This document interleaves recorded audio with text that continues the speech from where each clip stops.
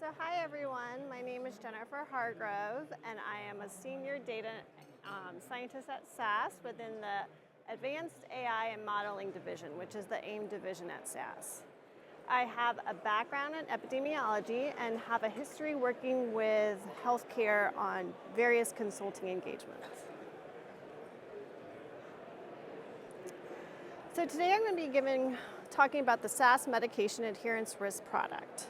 So I'm going to start off with some background about why medication adherence is important and why we need to control for it.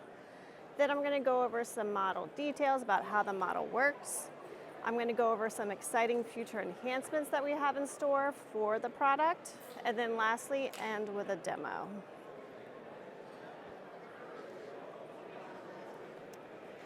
So this product, so the SAS medication adherence risk product is one of the AIM models. So that's the Advanced Analytic and AI models.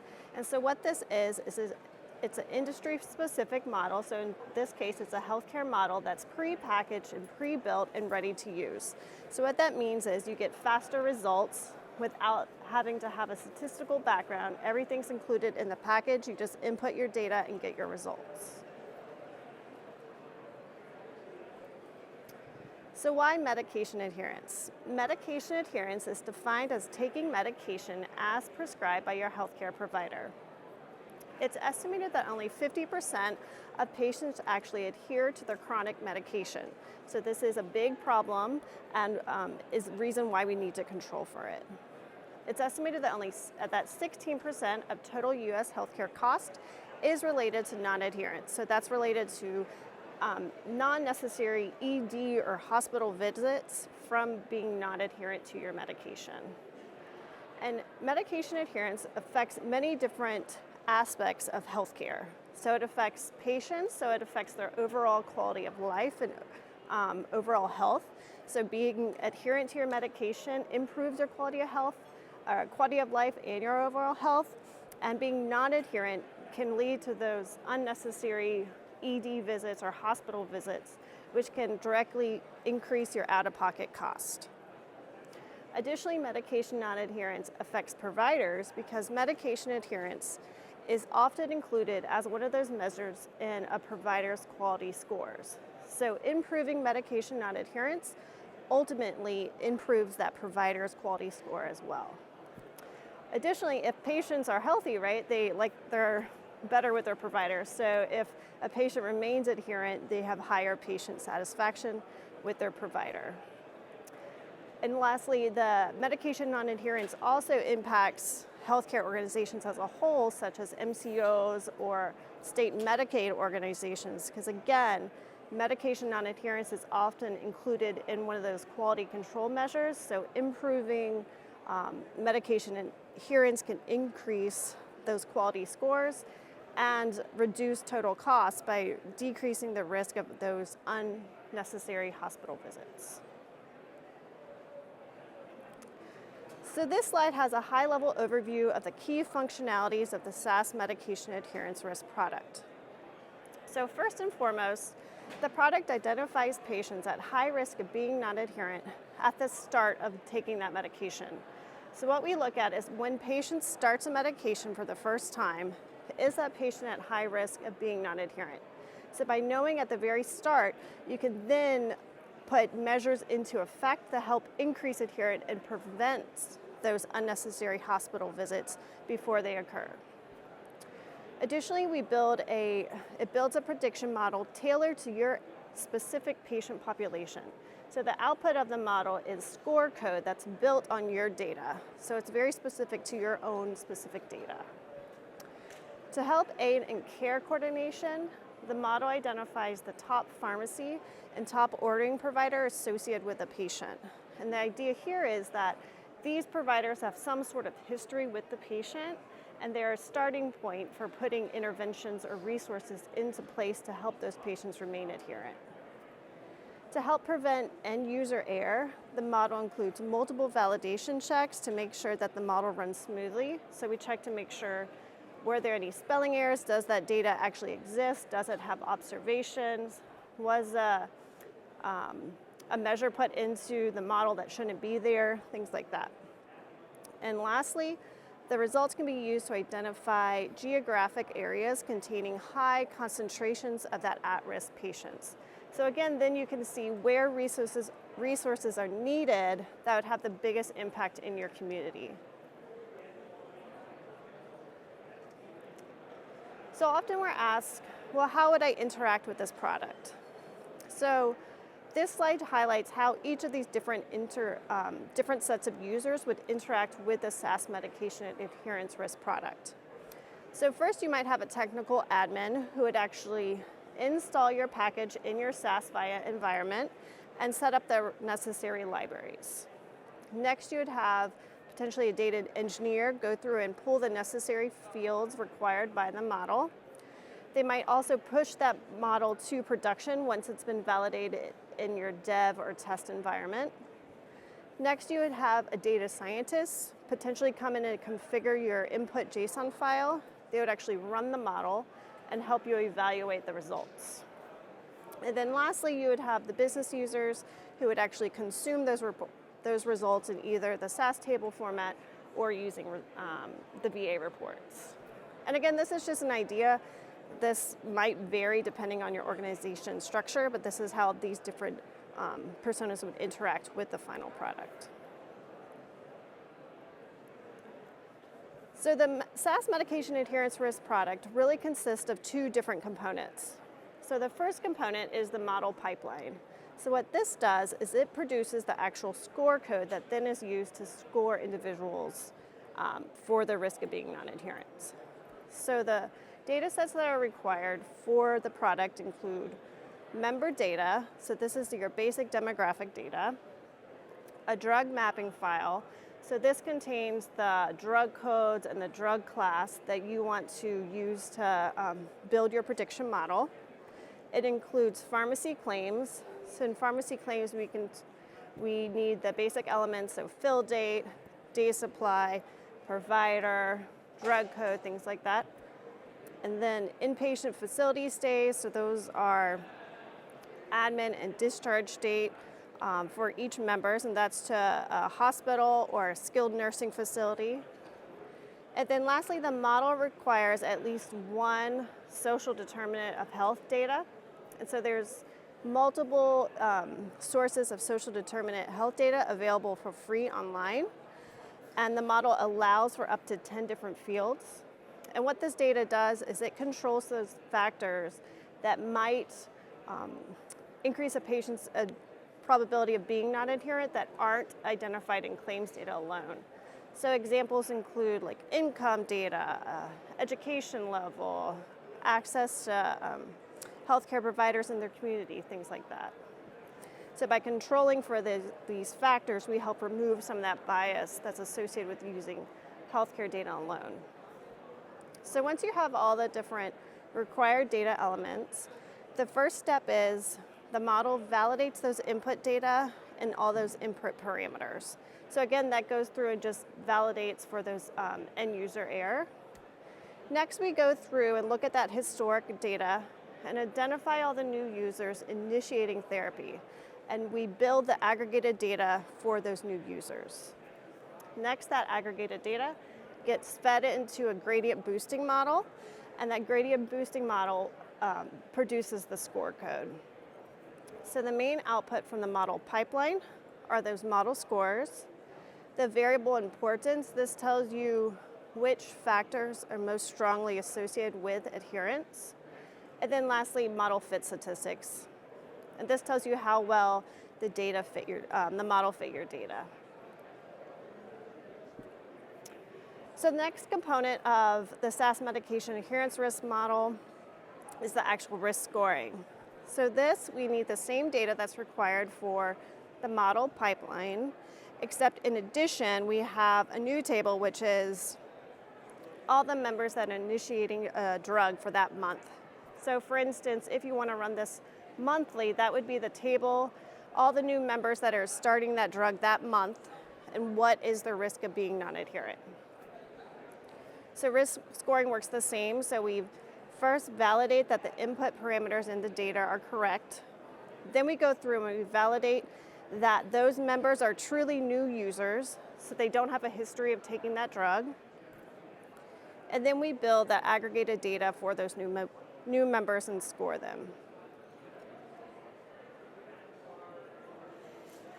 So included in the SAS medication adherence risk product is a VA JSON file.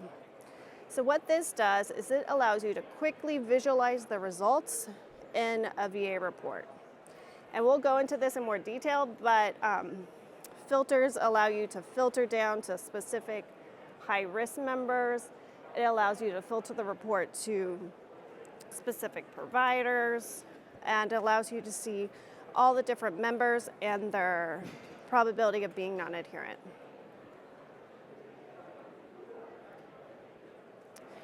The second tab on the report shows you, is more for the data scientist side, but this tells you the variable importance, the model fit statistics, area under the curve statistics, and different correlation of the model parameters. Additionally, we have, there will be a custom step available for free on the SAS GitHub site. And so what this will do is it allows you a point and click user interface. So it takes away the need to interact with that JSON file, so you can just point and click and do your data mapping and define your model parameters using this custom step. And I know it's hard to read, but I'll bring it up in a demo in a second. So this is just an example of what the data mapping looks like. You just point and click and fill out all your different data mapping. And here's where you would define your different model selection. So you put your key identifier that's added to all your output tables. You would select your adherence metric, and you would say whether this is scoring or training. So we are working on some updates for this model as well, and these should be available in August this summer. So we're adding bias assessment, so that looks at prediction and performance bias for race and gender in the model. We're updating the model to include a champion model analysis. So in addition to the gradient boosting model, we'll run a random forest and a logistic regression model, and then automatically select the best fitting model to your data. We're updating the model too to include some additional fit metrics, which is sensitivity, specificity, and accuracy. And then as I just showed you, the custom step will be available for a free download. And then we also plan to integrate this with SAS Health. So if you're an existing SAS Health customer, you could purchase the SAS medication adherence risk product and easily integrate it within SAS Health. So really the SAS medication adherence risk product is designed to make it easier for you to get quick results and identify those members that are at high risk of being non-adherent. So the model controls for some of that bias that's inherent to using healthcare data alone. The custom step and design of the model makes it easy to use, and you get individual and population-specific results. So now we'll look at a demo. Let's see if it works. Okay. Can you all see that? Okay. So this is an example. This is what the custom step looks like. So the first tab is an overview tab. So this just tells you an overview of what the product is. It tells you some prerequisites required for the model. It tells you some usage notes about the model. And then also provides you to a quick link to get to the documentation for the model.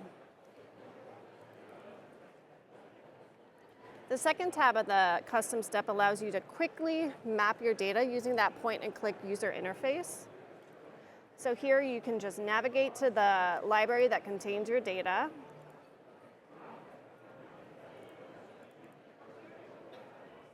And then what that does is it pre-populates this drop-down list, so you can quickly go through and identify and map your data.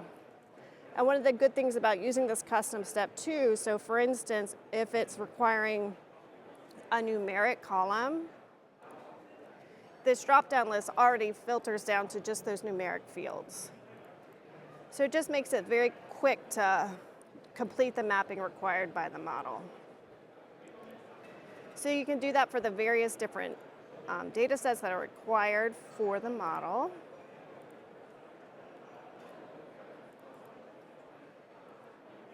And then so on. So that allows you to quickly update all the mapping fields. The last tab of the report allows you to specify those model parameters. So you're required to put a key identifier. So this is added to all the output table from the model so that you can rerun the model without overwriting the results. Next, you select which adherence metric you want to use for the model. So you can use proportion days covered, or you can use PDC that's adjusted for those facility stays. Next, you put whether you want to do, if this is model training, so is this the first time you're running the model and you need to do model training, or have you previously run the model and now you're ready to score new users? Additionally, you have the option to change some of the default model parameters. So here you have the different model parameters used by the model. So the number of follow-up days, so that's the number of days you follow individuals for medication adherence. Number of look-back days, so that's the number of days that you use to define new users. You can change the probability threshold to define high-risk patients. So if you want to only look at those very high-risk patients, you can increase that to look at only those high-risk patients. You also have the option to save the JSON file. So if you want to run this once, use this mapping tool to quickly point and click and fill out the mapping and define the model parameters. You could then save the JSON file that's already pre-populated with all your mapping. Another advantage of using the custom steps is that you can also use it in a flow diagram. So to do that, you simply drag and drop it over, and the same thing. You would just navigate to where your data is stored,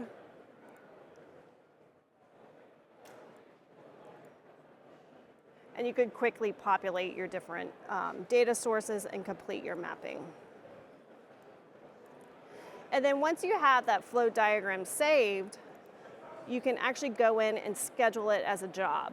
So you can schedule this job to run monthly, and so it's automated to run monthly on like the first of the month or whenever you want it to run.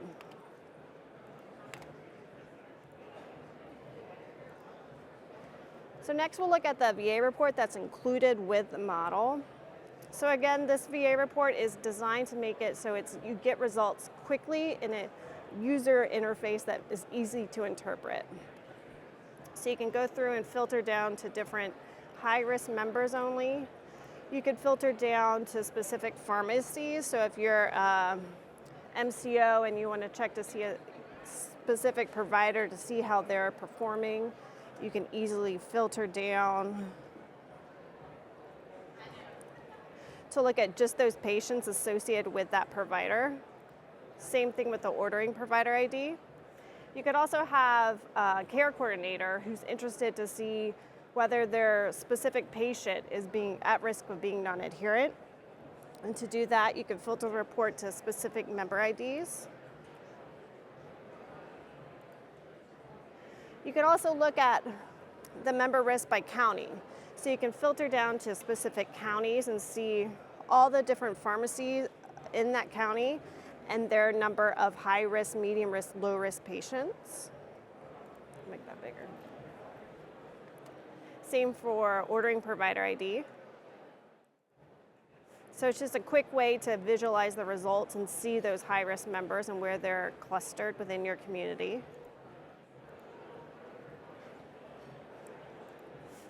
The map allows you to see where those high risk members are concentrated within your community as well, so you can see where resources are needed. Oops. I gotta get out of that. And then you can also see the different social drivers of health and how those vary depending on the member risk category. So you can see which social drivers of health appear to be higher among those high-risk patients. The second tab of the report tells you the variable importance. So again, you can see which variables appear to be more strongly associated with adherence. You can see the different model fit statistics, the area under the curve statistics, and how those are with the testing and training data. And then also the different correlation of model parameters. The last tab of the report allows you to look at the definitions used to define the model. So you can see how you defined new users, you can define the look back period, and how you define different high risk, medium risk, low risk patients.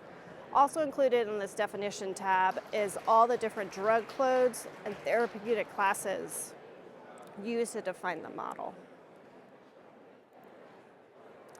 Yeah, that's all I have. I can take questions now.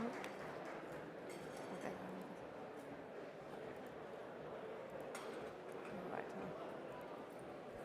No? Oh, yes. So you were showing how, hello? Oh.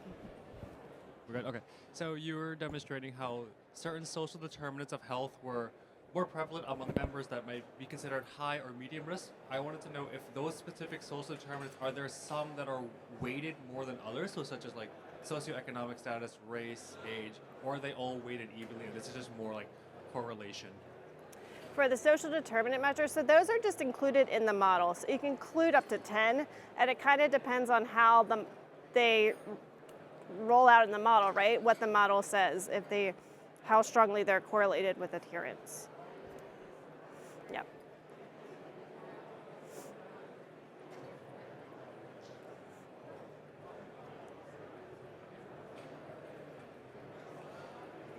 Thank you for the great presentation. So my question is more related to how granular can you define adherence?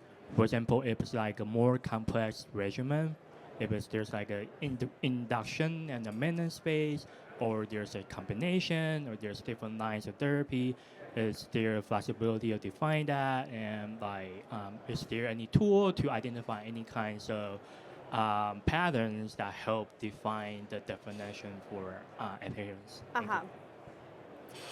So we define adherence using proportion days covered, and it looks at adherence by drug class. And the reason why we do it by drug class is because a lot of times you can switch different classes of drugs, particularly in the beginning of taking a medication because of unwanted side effects that might occur. So that's why we look at adherence by drug class. But yeah, that's used to define the score code. So we calculate that all using the historic claims data prior to building the score code. Thank you. Could this product be adapted to improve adherence during a clinical trial? During clinical trial, well, there'll all be new users, right? You could collect you could input into the model. Yeah, if you have their history, right, you would need their patient history, and you would have to have some historic data to see how patients were adherent to the drug prior to new users starting, because that's how you build the score code. But I think it could be. You would just need that history. But yes, I think so. Is there an output file with just the PDC that can come out of this, and could it be without any of the social determinants baked into it? Yes, so part of the model is that so using the historic data, we calculate that aggregated data for each patient, and included that is the PDC. Data set or? Sorry, I missed the first part. What was it? In what format would that be available? It's a SAS table. Okay. Yeah, all the output is SAS tables, and they're loaded to CAS as well to help with that VA report. So they're saved as both SAS tables and uploaded to CAS. Who's your main intended audience with this, or main customer? It'd be more payers, so those payers so they can see where resources are needed to help improve adherence overall, or Medicaid or healthcare organizations that need to govern medication adherence in the community. Thanks.